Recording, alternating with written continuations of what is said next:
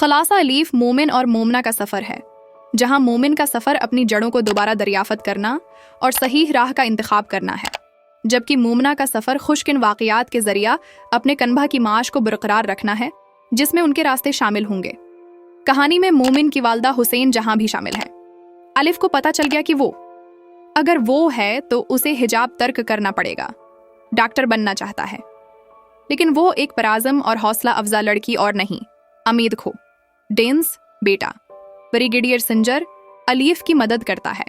हर मुमकिन तरीका dense feels Alif के साथ मोहब्बत में, लेकिन वो उसे भी कबूल करने में हचकचा, उससे मोहब्बत करता है। अलिफ अपनी तालीम जारी रखे हुए है, इन तमाम उमूर के बावजूद जिनका सामना करना पड़ता है।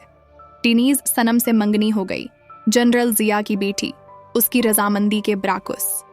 डेंस सनम छोड़ देता है और फिर अलिफ से सबके खिलाफ शादी की।